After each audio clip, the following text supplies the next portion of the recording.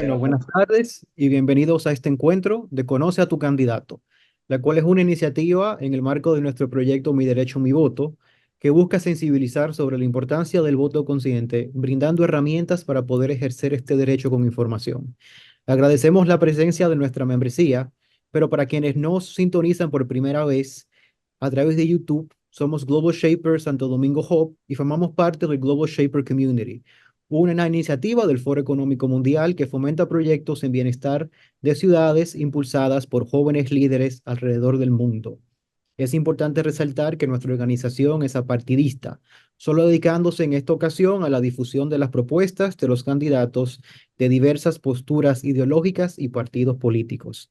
En la tarde de hoy contamos con la presencia de Fernando Abreu. Fernando es presidente del partido en formación Patria Libre, presidente del think tank Única Día y candidato a diputado por la circunscripción número 1 del Distrito Nacional en la boleta 28 del partido aliado Generación de Servidores. Gracias por acompañarnos, Fernando, y bienvenido a este espacio que es tuyo. Te paso la palabra para que puedas comentarnos sobre tus propuestas, perspectivas y nos expliques por qué quieres ser diputado. Bienvenido. Gracias por la invitación, muy amable, ya Marco. Mira, nuestra propuesta se puede resumir en las siguientes, porque tengo entendido que tengo unos 10-15 minutos, entonces voy a tratar de resumirla. Primero, lo que queremos para combatir la pobreza y reducir fuertemente esa pobreza, esa gran miseria que se ve en los barrios de la República Dominicana, con muchas personas que viven debajo de techo de zinc, con tierra debajo de sus pies y que a veces no tienen para llegar a fin de mes y que incluso tienen hasta hambre crónica. Es una fuerte reducción de impuestos, porque una fuerte reducción de impuestos lo que logra en toda reforma que es de esa naturaleza es un mar de inversión que inunda a todos los sectores. Y esa inversión privada viene por una razón bien lógica, y es porque todo el mundo en la sociedad y todo el mundo, independientemente de la clase social que él pertenezca, quiere ganar más dinero. Y la forma para ganar más dinero es invirtiendo, no hay de otra. Tiene que invertir para generar más dinero y para producir más dinero con dinero. Entonces siempre viene un choque y una lluvia de inversión a todos los sectores, tanto de inversión local como inversión extranjera. Especialmente inversión extranjera porque siempre los inversionistas extranjeros y los grandes capitales y las grandes empresas y multinacionales están buscando las tasas más bajas a donde invertir. Entonces eso genera un mar de inversión que literalmente eleva la calidad de vida y los ingresos de los ciudadanos en todos los países que se hace esta reforma. Literalmente, no solamente le eleva, sino también que le devuelve la oportunidad de empleos que les robaron los políticos tradicionales con las altas tasas impositivas. No solamente que le devuelve los empleos y le genera una lluvia de empleos, sino también que aumenta naturalmente los salarios. Y aumenta naturalmente los salarios por la razón de que como hay más inversión privada gracias a las bajas tasas de impuestos, por ende, para operar dicha inversión y dichas nuevas empresas se necesitan más empleos.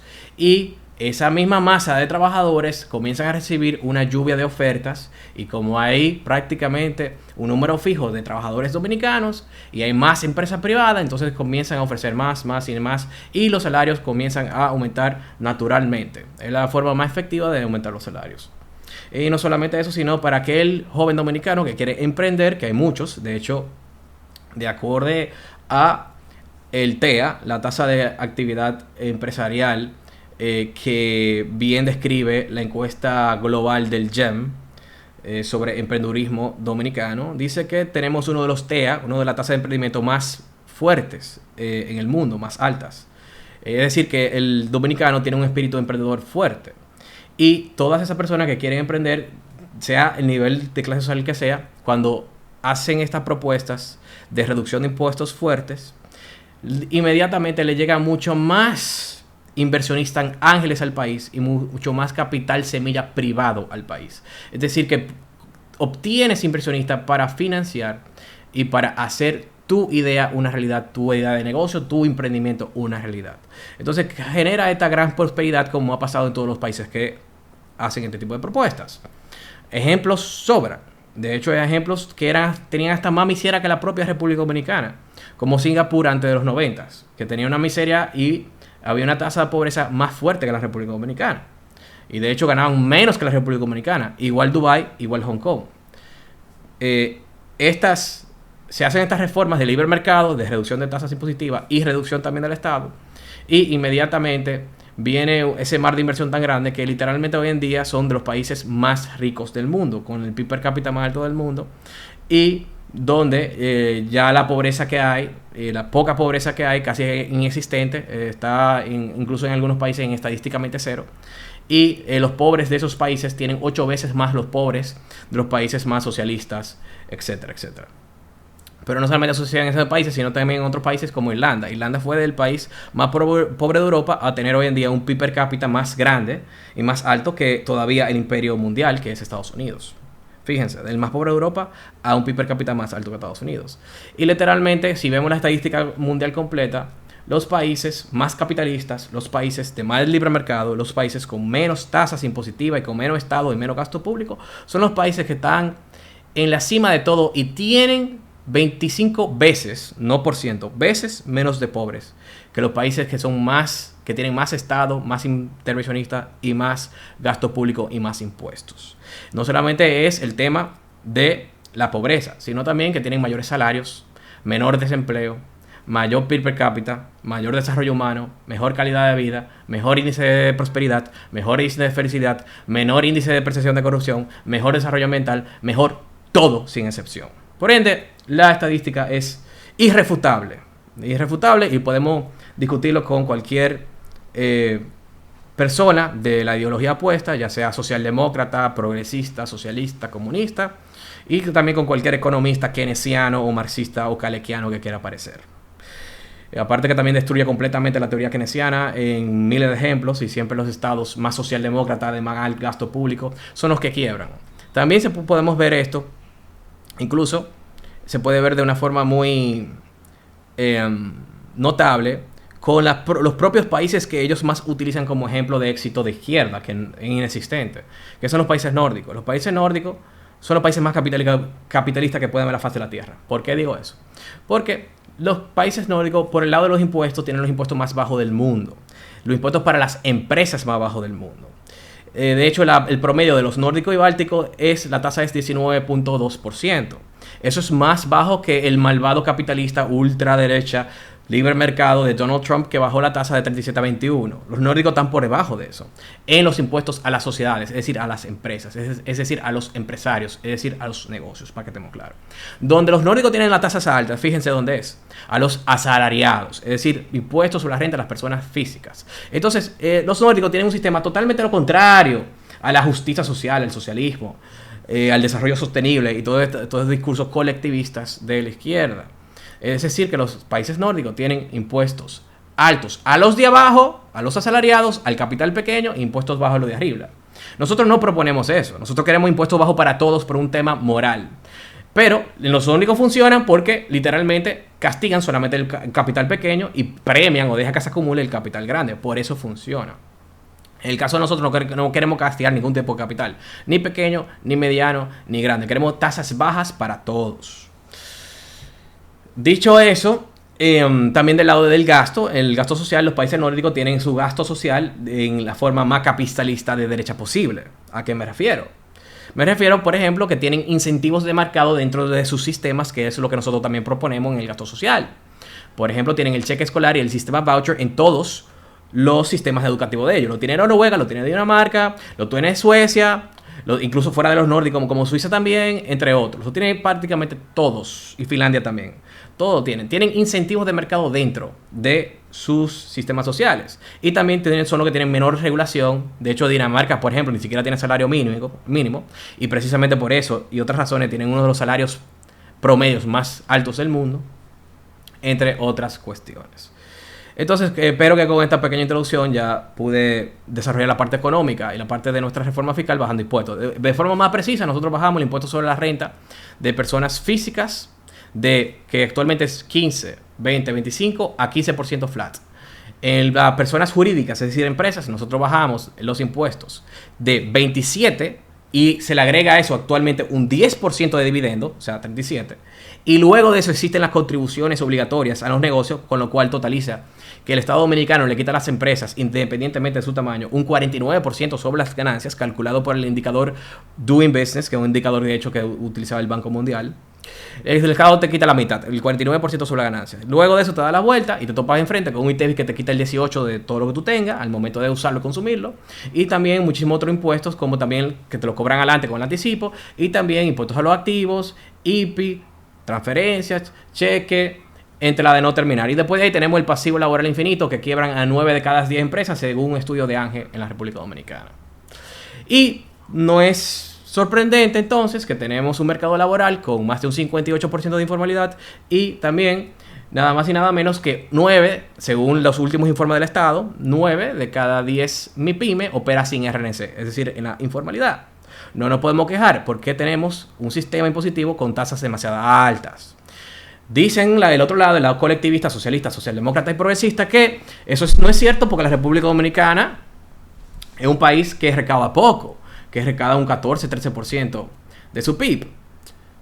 Ahí es que entra la ignorancia económica de ese lado de la izquierda, porque nosotros precisamente recaudamos poco porque tenemos tasas demasiadas altas, porque ellos desconocen que hay una relación entre mundial, internacional, usando la estadística de todos los países, que a mayor tasas impositivas, menor recaudación per cápita, y viceversa.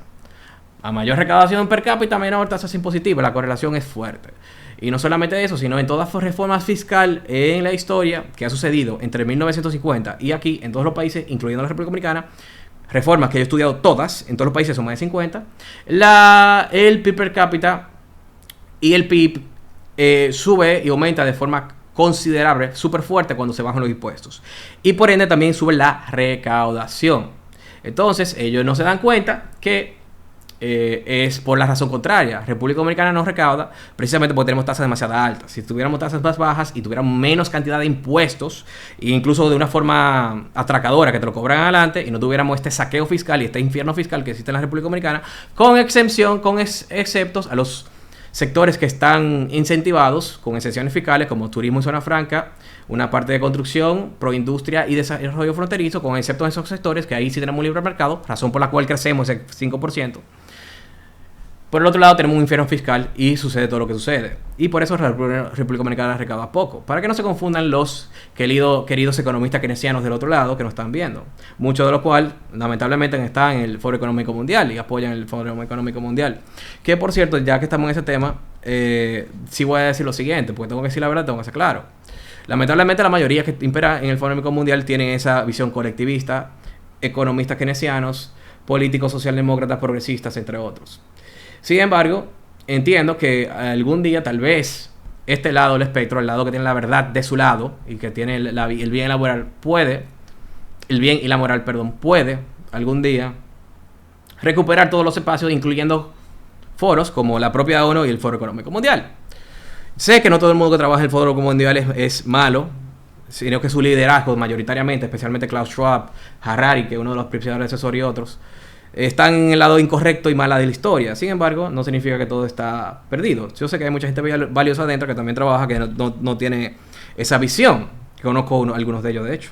Pero ojalá algún día sí se puedan reformar desde dentro y que la gente que tiene la visión correcta sea los que lideren esos espacios. Y así no tenemos esta Agenda 2030 de la ONU y los Objetivos de Desarrollo Sostenible, que es una gran calamidad y que son perversos desde nuestro punto de vista. Y así desde dentro se puede destruir la Agenda 2030, que apoya el Foro Económico Mundial, que nosotros, por cierto, promovemos eliminar la Agenda 2030 y eliminar la Ley Nacional la Ley de Estrategia Nacional de Desarrollo de 2012, que no ancla al objetivo de desarrollo sostenible. Nosotros queremos eliminar la Agenda 2030 en la República Dominicana. Nosotros no nos queremos aliar a la Agenda 2030 porque cada objetivo de la Agenda 2030 tiene literalmente una agenda de la izquierda insertada. Porque, como te dije, la izquierda controla la mayoría de los foros, incluyendo el Foro Económico Mundial e incluyendo también las Naciones Unidas, la ONU, lamentablemente.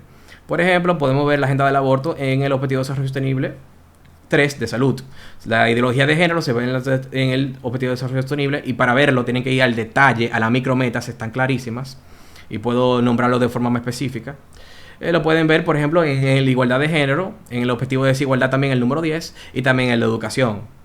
También el cambio climático exagerado, que literalmente propone ir contra la agricultura, ganadería, la carne, entre otras, como pasa en Europa y algunos estados de Estados Unidos y pasa en Canadá, donde están todos los gobiernos progresistas. también es parte de la agenda en varios de sus ODS. Y por ejemplo, como la ciudad de 15 minutos que propuso el Foro Económico Mundial, que también se alinea a el objetivo número 11 de comunidades sostenibles. Por ende, todo, y también tiene un poco de socialismo y aumento del gasto social como parte de sus políticas, que viene del keynesianismo económico, que desde nuestro punto de vista está muy errado y no funciona, porque aumentar el gasto público no es lo que crea crecimiento. Aumentar el gasto público genera todo lo contrario. Cuando vemos la estadística mundial, vemos que los estados que tienen mayor gasto público son los estados que menos crecen. Son los países que tienen menor crecimiento. A mayor gasto público, menor crecimiento. La estadística global es clara. Sin embargo, insiste con eso, aparte que ha sido destruido por la evidencia empírica, por todos los experimentos keynesianos, la historia lo ha destruido nación por nación, todas esas cuestiones. Aparte que podemos también ir a las falacias y los supuestos matemáticos erróneos que hay en teorías keynesianas, como el multiplicador keynesiano, como el modelo renta-gasto y como el modelo ILSM. Matemáticamente hablando, lo es destruido, de hecho, en varios de publicaciones y artículos que tengo. Pero bueno, entonces por eso estamos en contra de todo esto. Ya hablé sobre las reformas económicas y hablé sobre mi oposición a la Agenda 2030, que tiene agenda que entiendo que son destructivas para la nación. Y también, por último, hay una parte de esa agenda que es bastante destructiva para la República Dominicana, que es el multiculturalismo y literalmente el Objetivo de Desarrollo Sostenible 10.7.4. El Objetivo de Desarrollo Sostenible 10.7.4 llama a la inmigración ilegal masiva porque dice que la mayor cantidad de refugiados debe, para cumplir ese objetivo, con un indicador preciso, debe igualar literalmente a la población total de ese país a cual están inmigrando. Literalmente lo tienen por un indicador 10.7.4. Matemáticamente está ahí y está tan expreso y tan formal y tan escrito que lo tienen por un indicador. Y la ONU promueve esto, y la Agenda 2030 promueve esto, apoyado por el Foro Económico Mundial.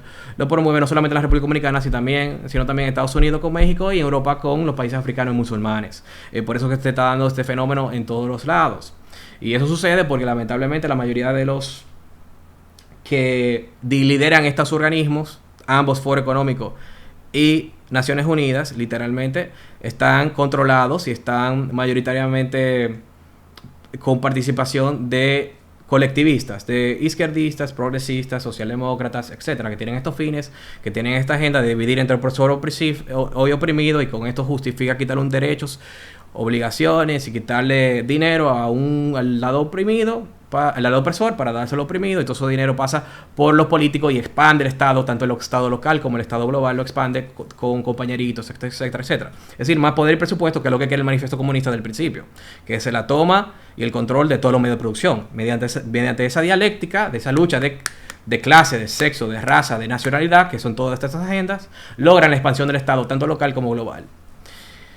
Y por eso nos oponemos a eso, y en el caso de la inmigración ilegal masiva, nosotros queremos, ya para ir a esa propuesta específica, nosotros queremos construir un muro real con 99% de efectividad, como el muro de Israel, que los muros sí funcionan cuando son bien construidos, como el muro de Israel, repito.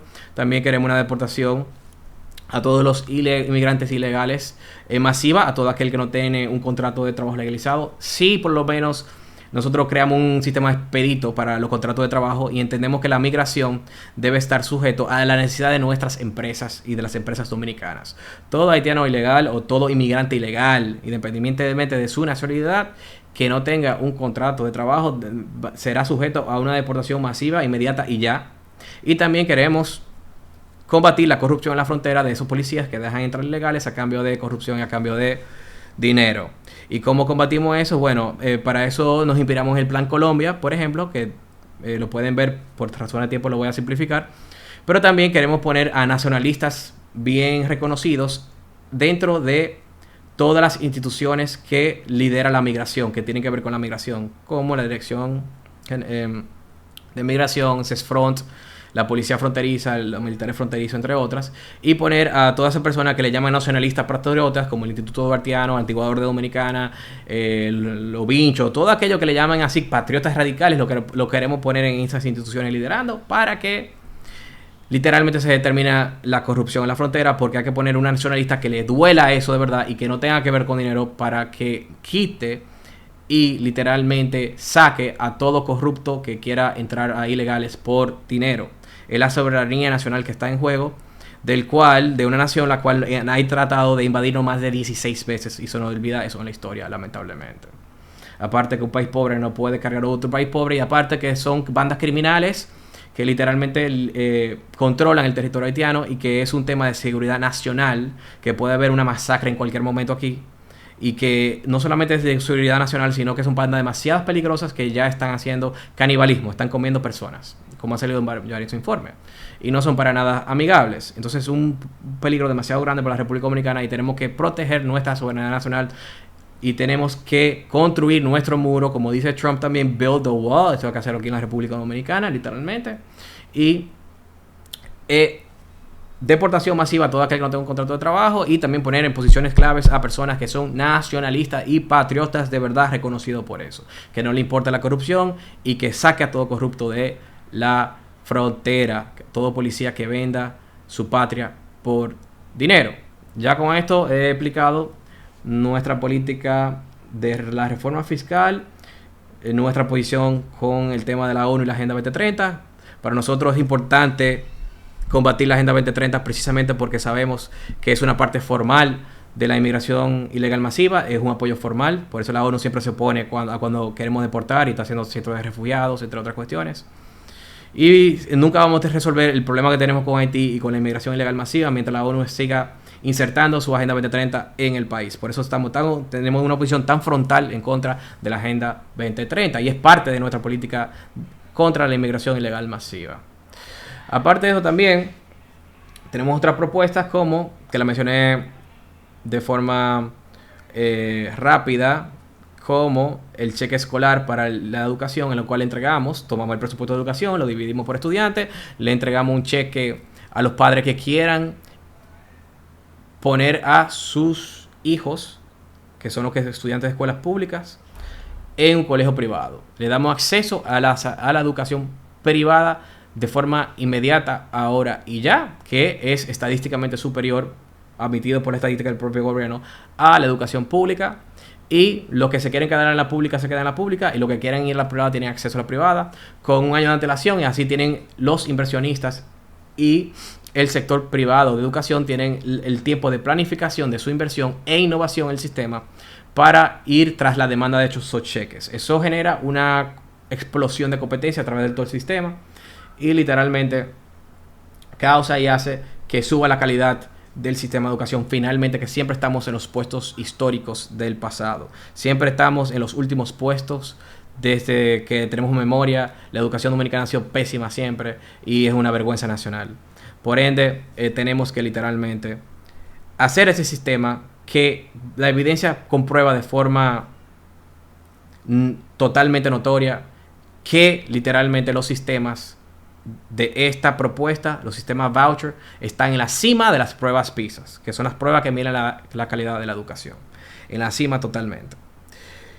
Bueno, con eso ya creo que no sé si me da tiempo para hablar de la seguridad, la propuesta que tenemos de seguridad ciudadana, Jan, pero si tengo tiempo me dice y como última propuesta la digo.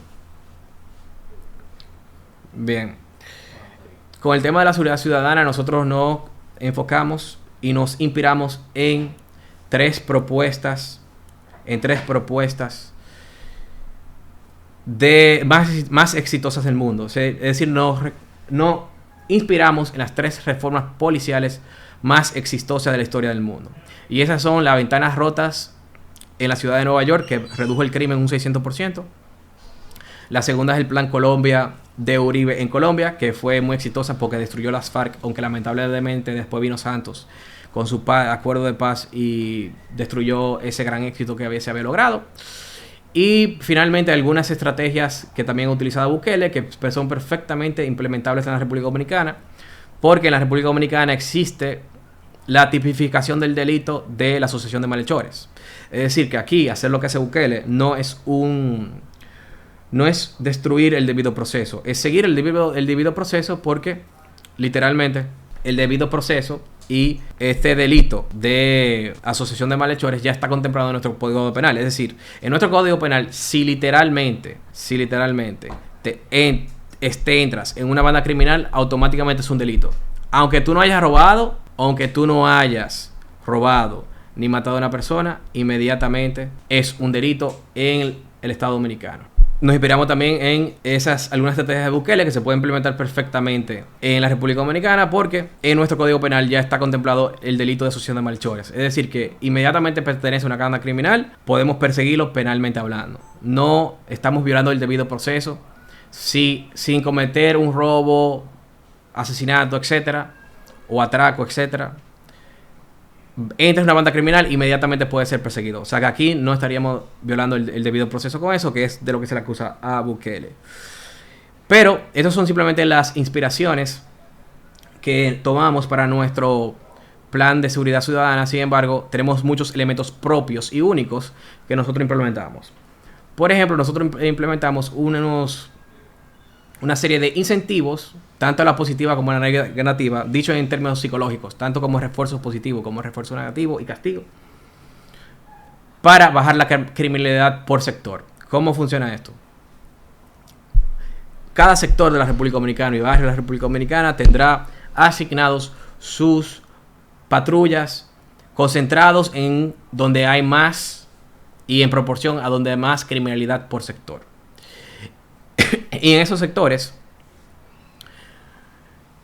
las ganancias, los bonos y el sueldo de la Policía Nacional y las de esas patrullas van a estar sujetos a su desarrollo de la estadística de criminalidad en ese sector.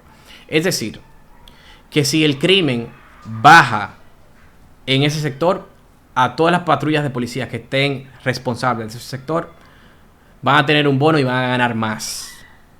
Pero sin embargo, si empeora y la criminalidad aumenta en esos sectores, se le va a reducir del sueldo base, van a tener un castigo. No queremos policías que no den resultados, no queremos policías que no están haciendo nada. Queremos policías con resultados y que haya literalmente una responsabilidad y que se termine este relajo de la criminalidad en la República Dominicana. Entonces va a ser un sistema de incentivos, tanto en la buena, tanto en la positiva como en la negativa, lo cual incluso limpia por sí solo una gran parte de la Policía Nacional, aparte del Plan Colombia con empresas de recursos humanos extranjeras especializadas en policías y militares que limpien agate psicológico y literalmente se refunde la Policía Nacional y saquen a los malos policías y a los policías corruptos y se haya una evaluación profesional especializada en estos sectores militares y policiales para combatir la corrupción dentro de la Policía Nacional. Nosotros apoyamos a la Policía Nacional y pensamos que es una parte esencial de toda sociedad. No la demonizamos como hacen los movimientos de izquierda en muchos países, como el famoso defund the police en Estados Unidos. Estamos totalmente contrarios a esa visión. Los policías son necesarios, pero tiene que terminar la corrupción. Y hay policías buenos, hay policías buenos que he conocido, pero tiene que terminar la corrupción dentro de la Policía Nacional donde existe. ¿Ok?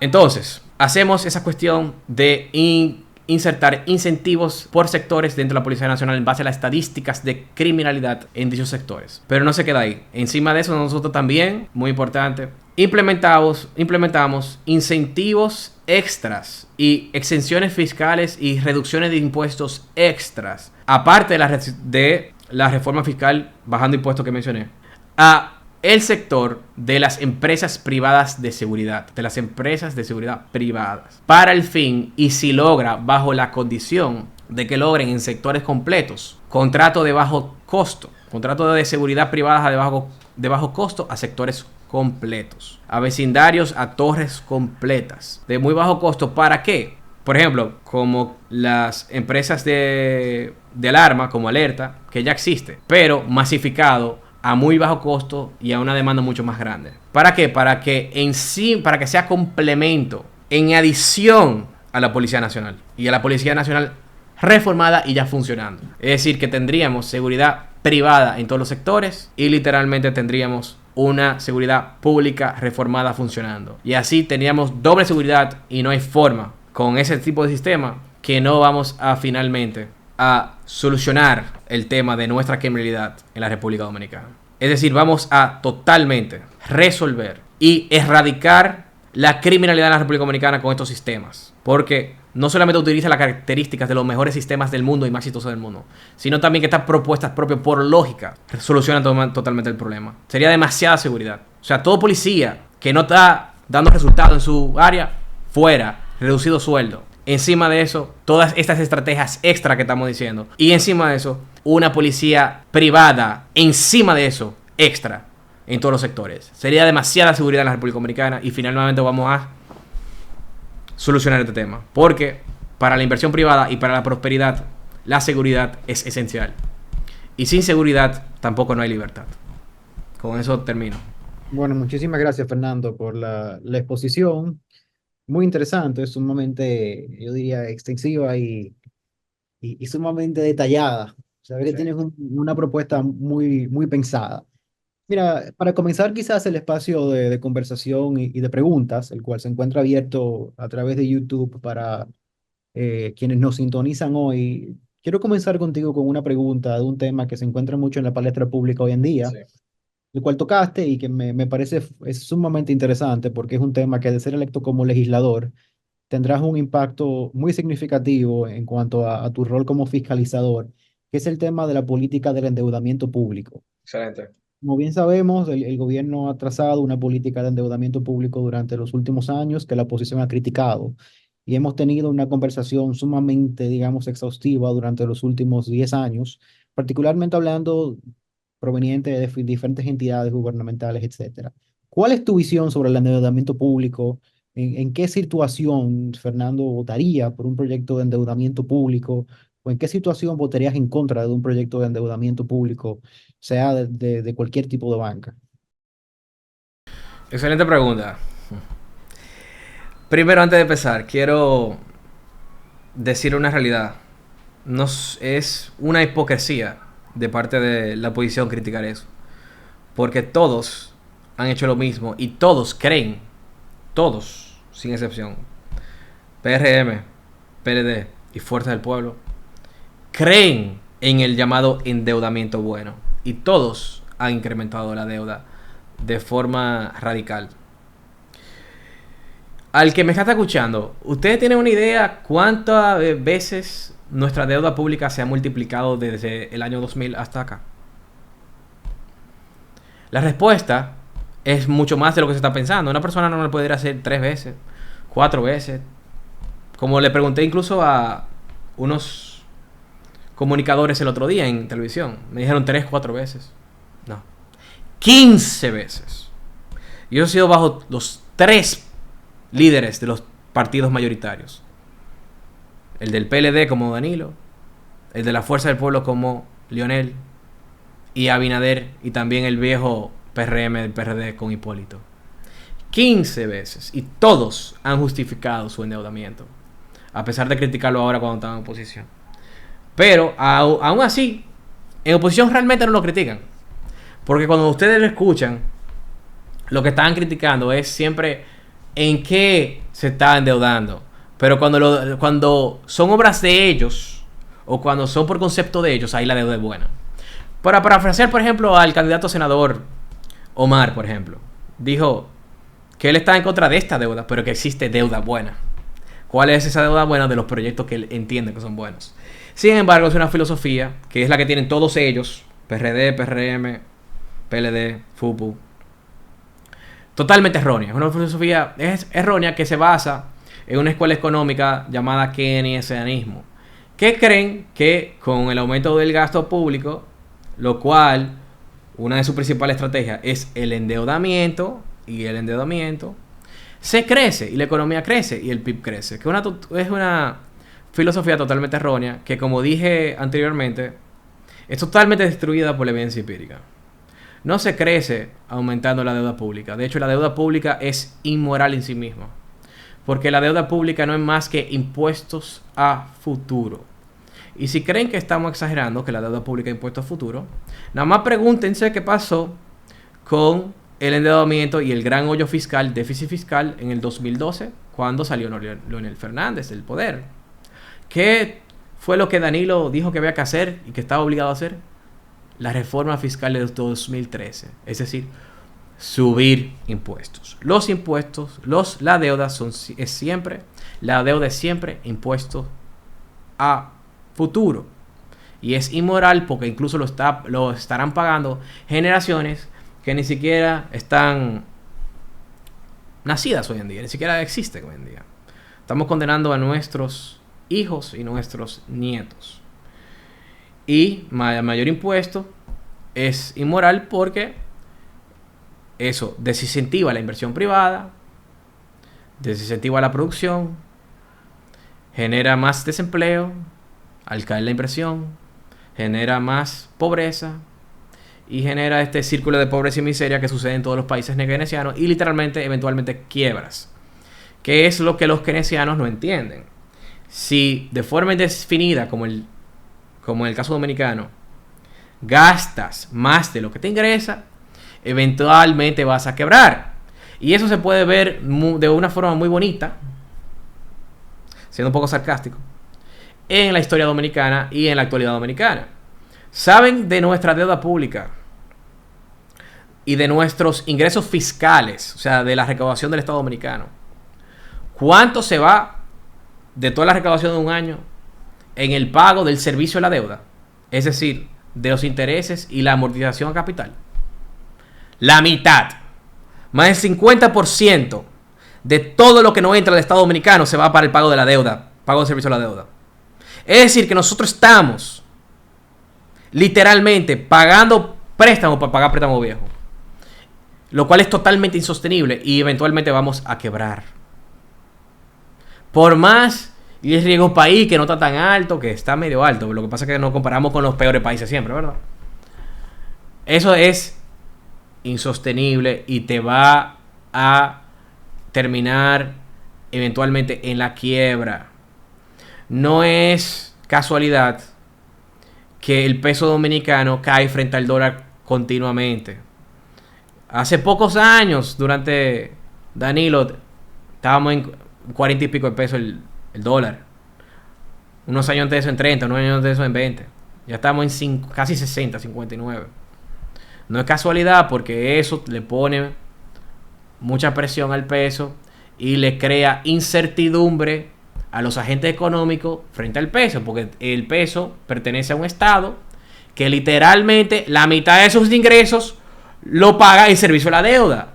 Es decir, que hay uno de los mayores factores que influyen en muchas estadísticas macroeconómicas y de hecho afecta a nuestro peso y tiene directamente impacto en la inflación del país. Por ende, es muy peligroso y es sencillo. A mayor deuda, peor todo. No es como dicen ellos que mientras más deuda mejor. A mayor deuda, peor todos los indicadores y más riesgo hay con todos los indicadores. Con todo. A menor, mejor. Que si hay un chin de deuda no hace daño. Bueno, si es un chin, si estamos hablando de un 2% del PIB o mucho menos, si es insignificante, ¿verdad? Pero es mejor cero. Mientras menos es mejor. Mientras menos siempre mejor. Y no necesitamos el endeudamiento para crecer.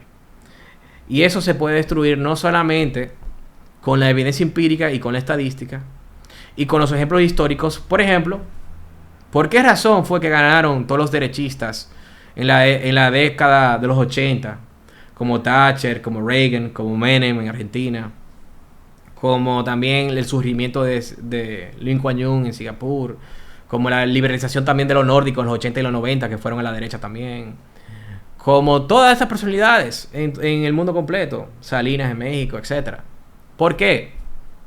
Porque todos los estados socialdemócratas keynesianos quebraron, porque todos los nórdicos quebraron, porque los europeos quebraron, porque Estados Unidos quebró, porque se hizo insostenible, porque vino la estanflación, que destruye totalmente la teoría keynesiana, que es inflación más alto desempleo y bajo crecimiento económico.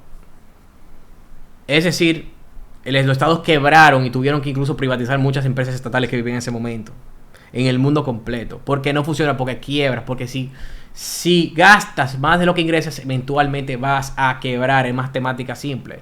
Sin embargo, los keynesianos hacen falacias matemáticas en sus modelos y usan supuestos. Y ahora voy a la parte más técnica. Ya dije la evidencia empírica, ya dije ejemplos históricos de los estados que quebraron por endeudamiento y por alto gasto público. Ya dije la estadística de a mayor gasto público, menor crecimiento económico, que es una estadística global que lo puedo mandar y que lo he publicado 1500 veces. Pero ahora vamos incluso un poco más técnico, ya para los economistas que me estén viendo, porque yo sé que ustedes tienen muchos economistas ahí. Vamos a los modelos de ustedes, los keynesianos, como el multiplicador keynesiano. Por ejemplo, cuando usted ve el multiplicador keynesiano y su fórmula matemática, uno puede encontrar, matemáticamente hablando, suposiciones falsas. Como por ejemplo, que la producción está en equilibrio con la demanda. Cuando eso se ha comprobado 1.000.000 de veces que no siempre es así. Que no siempre está en equilibrio. La producción no siempre está en equilibrio con la oferta. No siempre está en equilibrio con la demanda. Por ejemplo, durante la pandemia, ¿cuál fue el gran problema con la distribución y las cadenas de distribución en el mundo? ¿Cuál fue el problema por el cual subieron tantos los precios de productos específicos? Y también con los fletes. Sencillo, que al ver restricciones de movimiento, cuarentenas, etcétera, la demanda estaba muy por encima, la oferta cayó artificialmente por restricciones, muy por debajo de la demanda. Y la demanda estaba muy por encima de la oferta, no estaba en equilibrio, y esos desequilibrios microeconómicos causaron una subida de precios en esos artículos. La demanda y la oferta no siempre están en equilibrio. Eso es lo primero. Lo segundo es que también hay suposiciones falsas. Otras suposiciones falsas dentro de fórmulas matemáticas, como por ejemplo el propio multiplicador keynesiano. También sucede en el modelo de renta-gasto, ¿sabes? Sucede en el modelo de ICM, como por ejemplo el consumo autónomo. Eso de consumo autónomo es una ridiculez, que es el concepto de que independientemente de los ingresos, una persona pobre siempre va a consumir. Eso es falso. Aunque exista planes sociales, eso es falso. Eso no es cierto. Hay muchísimos estados donde eso no pasa y el consumo es literalmente cero, y hay gente que se muere de hambre y literalmente se muere de la pobreza. Y ha pasado en muchísimos estados, especialmente en estados de alto gasto público, donde quiebra. Por ejemplo, Venezuela. En Venezuela se ha hasta prohibido en los hospitales a poner como causa de muerte el hambre. Y ponen otras enfermedades. El chavismo lo ha prohibido. Cuando sí, literalmente, mucha gente se muere de hambre. Entonces no existe tal cosa con el consumo autónomo. El consumo sí llega a cero. ¿Ok? Especialmente en estados como los socialistas y como la izquierda y los progresistas. Entonces, esta es otra frase matemática, y hay otra, como la paradoja del ahorro. Que es lo más absurdo del keynesianismo. Que creen que el consumo literalmente sale del ahorro. Que el ahorro sale del consumo, perdón. Cuando es todo lo contrario. Primero se ahorra y luego se puede consumir, no viceversa. Y eso es lo que Keynes le llamaba, y los neokeynesianos, la paradoja del ahorro. Y peor aún fueron Samuelson con el modelo renta-gasto y Hicks con el modelo ISM, que fueron más radicales que el propio Keynes en su teoría general. Que por cierto, Keynes en su teoría general, que algunos, y perdón la palabra, ignorantes, llaman a Keynes liberal o de derecha, etc. Cuando Keynes en su teoría general dijo explícitamente, cerca de la página 100 de su teoría general, que su fin era literalmente la sociabilización de los medios de producción, la misma que Marx.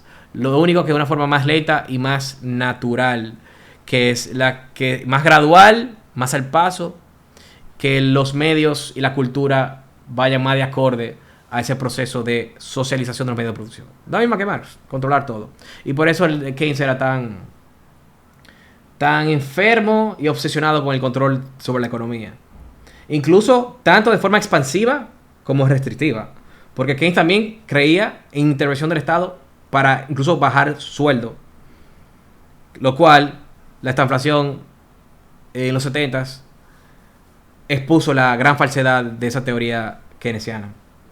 Pero el punto era, no era si arriba, abajo, si una intervención expansiva o política monetaria expansiva o restrictiva, como por ejemplo el ISLM te lo puede conceder esa parte. No se trata ni siquiera de eso, se trata de que el Estado es que maneja la economía, que es lo más falso que existe, cuando debe ser el libre mercado, no el Estado. El Estado no puede manejar nada, porque ni siquiera tiene el conocimiento para manejar, porque los precios se determinan por el orden espontáneo del mercado y dentro de la demanda, porque la demanda se determina por las preferencias y los gustos y las circunstancias de cada individuo, que incluso cambian el contexto de tiempo-espacio. Para tú poder controlar y determinar la cantidad óptima de un producto del Estado, por ejemplo, y determinar la mejor tasa de interés, como hacen los bancos centrales, tú tendrías que tener una camarita o literalmente controlar la mente de todo ser humano para saber sus gustos y preferencias de ese día. Incluso circunstancias externas, como por ejemplo, amaneciste un día enfermo, se te pegó una gripe, y eso hizo que tú compraras una pastilla en la farmacia, y eso indirectamente incide en una micro subida y en una pequeña presión a que esa pastilla en esa farmacia suba de precio, porque a mayor demanda, mayor precio. Por ende, es una ignorancia total del orden espontáneo del mercado y de la composición tanto de la demanda como de la oferta. De la oferta pasa lo mismo. No se puede predecir, ni se puede proyectar, ni se puede controlar, ni saber, ni determinar la oferta óptima o la oferta. Porque existe lo que se llama la información generada empresarialmente, la innovación en el sistema. Por ejemplo, ¿quién se hubiera imaginado que un chamaquito llamado Steve Jobs o Bill Gates en los 70s, en un garaje, estuviera produciendo un artefacto que iba a revolucionar literalmente la industria y el mundo por completo? ¿Quién se hubiera imaginado que un chamaquito en un garaje en los 70 hubiera producido eso? La innovación cambia totalmente. Totalmente. Toda la producción, los precios y todo en el sistema. Por ende, no se puede proyectar, ni se puede pronosticar, ni se puede controlar, ni se puede determinar la cuantía óptima de algo. Igual como el Estado no puede determinar la cuantía óptima de manzanas en la economía, no puede hacerlo ni con nada, ni con ninguna otra cuestión, como la tasa de interés, entre otras cuestiones. Por eso creemos también en un sistema monetario mucho más libre, en el cual el Banco Central a corto y mediano plazo se maneje más al estilo de la Escuela de Chicago, en la cual la demanda monetaria sigue a la oferta monetaria sigue a la demanda monetaria. No que el Estado intervenga, sino que el Banco Central siga la demanda monetaria y su M1 y M2 se alineen a la demanda monetaria, que se calcula con la velocidad de la circulación del dinero en la economía, y con la regla K, la regla McCallum, entre otros. No con la ridícula regla Taylor, y escúchame que está durando mucho, que es lo que hace el Banco Central actualmente, que es primitivo, que es coge un martillo y dale, con subida de tasa de interés artificialmente, y intercambiar inflación ignorantemente por literalmente inversión y crecimiento económico. Que es una total ridiculez, cuando no era necesario, cuando lo único que había que hacer es adaptar la oferta monetaria a la demanda monetaria. Aunque lo ideal, por el desconocimiento y la pretensión del conocimiento que tiene el Estado, es un mundo más austriaco. Yo soy más de escuela austriaca, donde ni exista un muy largo plazo el Banco Central, pero eso no es posible, ni lo propongo en el caso dominicano a corto o mediano plazo, tal vez un muy largo plazo en muchos años. Aunque en otros estados como Argentina, donde hay hiperinflación, sí está más que bien, y lo que está haciendo Milei con el Banco Central en Argentina está más que bien, en el caso de ellos, aunque no es el caso dominicano. Pero bueno, con eso creo que te respondí a tu pregunta de la deuda pública. Siempre es mala.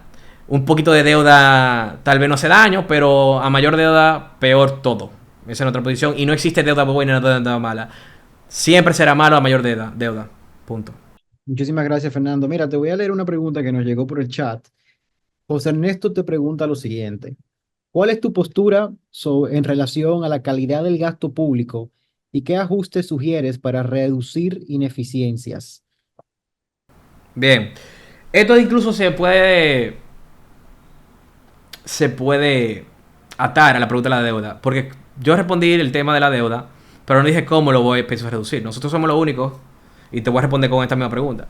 Nosotros somos los únicos que tenemos un plan real para la reducción de la deuda pública. Y es que no solamente nuestra reforma fiscal siempre, en todo momento, causa una mayor recaudación, como la única vez que se hizo en la República Dominicana en 1992, que se bajó la tasa de impuestos sobre la renta de empresas de 45% a 25%, y la recaudación subió de 3.300 millones de pesos a 3.900 millones de pesos ese mismo año, de esa sola tasa. Entonces, por el lado de nuestra reforma fiscal y reducción de impuestos, la recaudación termina subiendo más.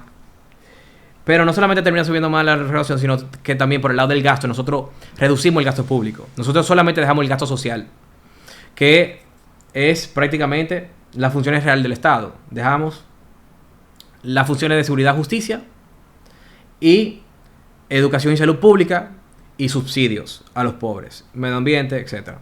Que se basa, no es una contradicción dentro de la filosofía nuestra de derecha ni del libre mercado, porque se basa en la teoría de la emergencia de Ayn Rand, por cierto, que muchas personas creen que es una persona mala, pero todo lo contrario. Ella desarrolló una teoría para esto que te estoy diciendo, que es inmoral y no es ético cuando alguien está en una necesidad extrema dejarla morir, y por eso o una necesidad extrema. Entonces esa emergencia y necesidades extremas que tienen algunos individuos, sí creemos que la sociedad tiene la obligación ética de suplirla, y por eso nosotros no eliminamos el gasto social, simplemente eliminamos el gasto político, ¿ok? Que son todos esos gastos que sobran el rol natural del Estado, como por ejemplo el Ministerio de la Juventud, que es una botella de ministerio porque ya hay una duplicación, como por ejemplo las 57 instituciones públicas que están duplicadas, como por ejemplo el Ministerio de la Mujer, que es un insulto a la mujer, porque le dice que sin la ayuda del Estado la mujer no lo puede lograr, cuando ya en la República Dominicana, en base a las propias estadísticas, le guste o no le guste a los economistas de todas estas instituciones internacionales, en la República Dominicana las mujeres ganan más que los hombres, ganan un 6.1% más que los hombres por hora en todos los sectores, y de hecho las mujeres lideran los puestos gerenciales en la República Dominicana con un 51%. Estas son cifras de la encuesta nacional de continua fuerza del trabajo del Banco Central, que de hecho toma la OIT, y lo han publicado en todos estos años. Igualmente las mujeres tienen la mayoría de la matrícula, son la mayoría de la matrícula y son la mayoría de las graduadas. Entonces viene un Ministerio de la Mujer y le dice que sin sus cuotas y sin su ministerio y sin las 120 departamentos de género llenos de feministas en la República Dominicana, las mujeres no pueden lograr, cuando sí lo lograron sin ellos. Es un insulto a la República Dominicana, pero ellos no aceptan eso porque tienen que victimizarla para poder justificar todo ese gasto público y todas esas instituciones llenas de compañeritas feministas que solamente existen para ellos poder vivir de eso, tener sus compañeritos, su logística, y adoctrinar en su feminismo radical y en sus ideologías de izquierdas y progresistas. Entre otros ministerios también. Entonces nosotros fusionamos, muy importante, todos los ministerios de igual naturaleza. Por ejemplo, nosotros fusionamos Industria y Comercio con el MEPIP, que tiene muchas funciones similares y departamentos similares, de hecho. También fusionamos el MAP, que es Administración Pública, con Presidencia, con Administrativo de la Presidencia. También fusionamos Turismo con Cultura. También fusionamos Educación con ESIC, que es Educación Superior, con Deportes. También fusionamos Energía y Minas, que es recién creado, con Medio Ambiente. Y Vivienda la llevamos a un grado de dirección, y también adaptamos mejor obras públicas. Hay muchos departamentos que son compartidos, que están duplicadas en todas estas instituciones, que muchos de ellos se eliminan porque ya sería dual para todos estos ministerios. Y con eso nosotros podemos reducir significativamente el gasto público y podemos literalmente y hacer el Estado mucho más eficiente, mejorar mucho más la calidad del gasto público, que también voy para allá, y literalmente finalmente poder abonar con ese superávit, con todo eso que va a sobrar, porque tenemos más recaudaciones, menos gasto público, y con ese superávit finalmente vamos a producir superávit en la República Dominicana, que no se ve de hace muchísimo tiempo, que literalmente siempre tenemos déficit. Podemos tomar esos superávits para abonar a la deuda y reducir la deuda pública. No solamente reducir la deuda pública, sino que acuérdense también que con nuestras reformas el PIB sube aún mucho más, pues la inversión privada entra aún mucho más. Por ende, la relación de la deuda pública en relación al PIB va a ser aún menor. No solamente vamos a reducir nominalmente la deuda pública, sino también que el PIB va a aumentar. Es decir, que nosotros podemos reducir radicalmente la relación que tenemos de nuestra deuda pública con el PIB. Radicalmente, pero solamente nuestra propuesta de derecha del libre mercado puede lograr eso. No va a lograr ninguna otra filosofía que crea en deuda buena y crea en el keynesianismo y que cree que la forma de crecer es creciendo el Estado. Como se ha hecho en la República Dominicana, que el Estado ha crecido más de 10 veces desde el año 2000 hasta acá, que es una auténtica locura en la República Dominicana. Con tantos empleados que ya estamos superando los 900,000 empleados públicos, cuando hace tan solo unos 8 años apenas llegábamos a 500 y 600,000.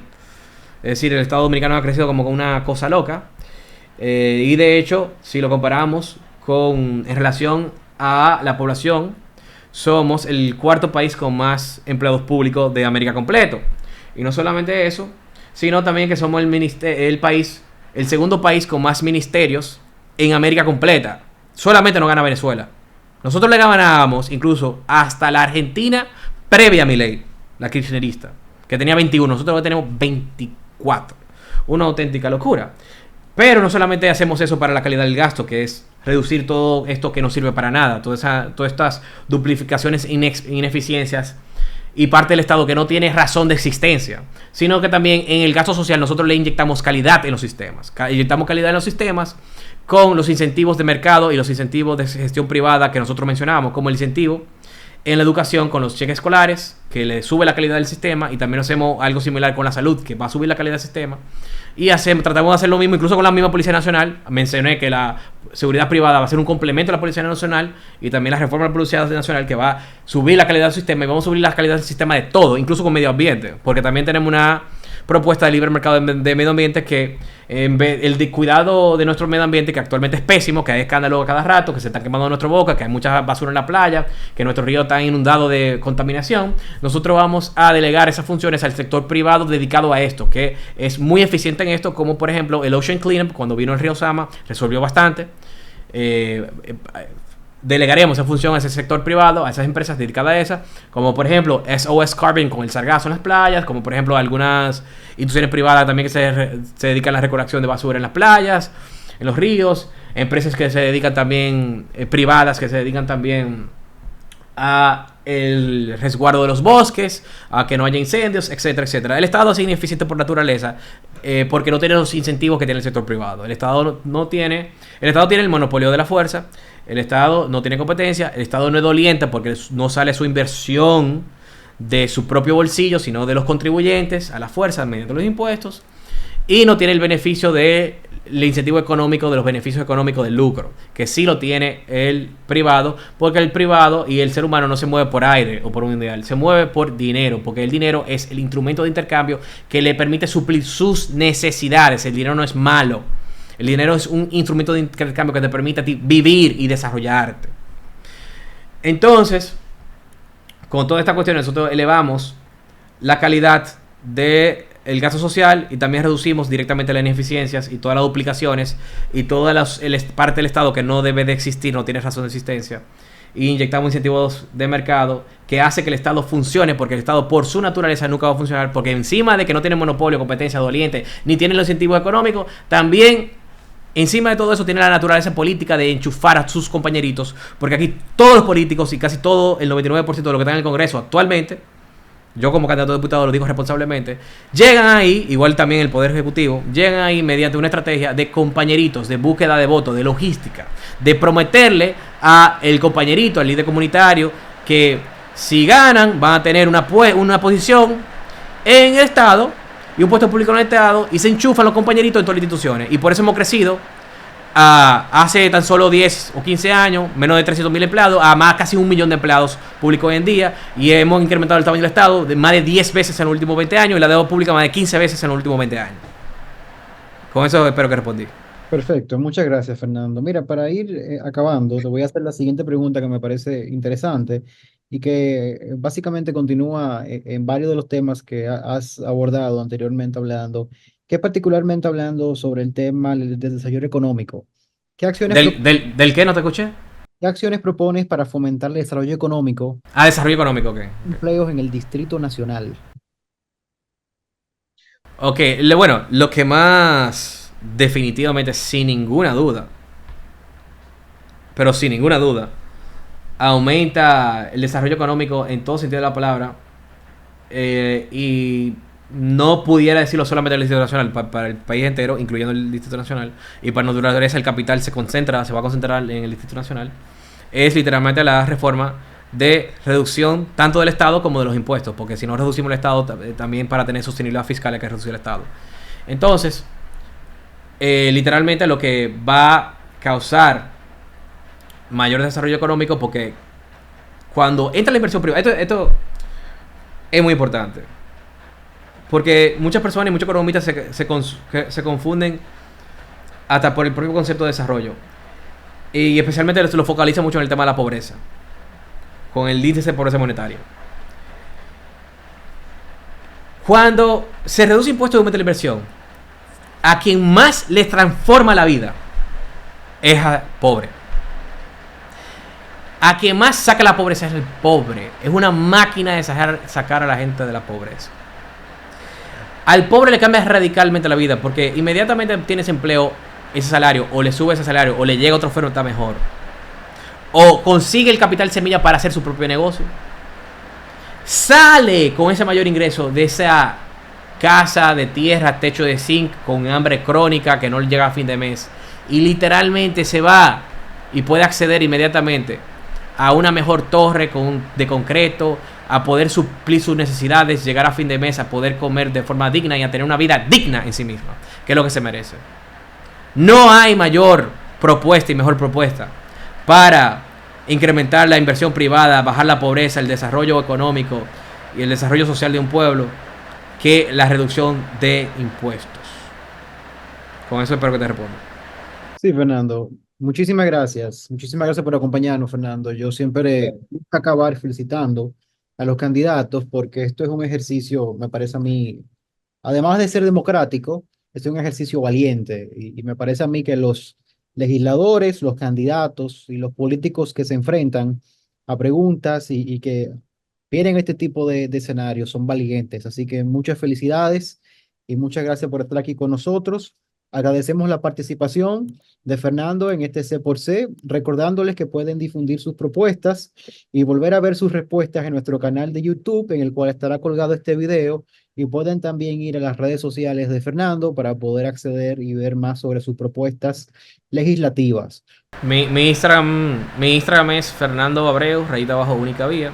Y pueden ver las propuestas más exactas, la tenemos toda publicada en www.patrialibre.do/ideario. Ahí lo pueden ver el diario completo y toda nuestra política pública, más de 38 propuestas que ningún otro ha hecho a ese nivel de detalle. Incluso tenemos nuestro propio plan de gobierno, más de 80 páginas también. Ningún otro candidato a diputado va a hacer eso, créanme, casi ningún partido político. Entonces nada, y nos pueden encontrar en la boleta 28 el día de las elecciones.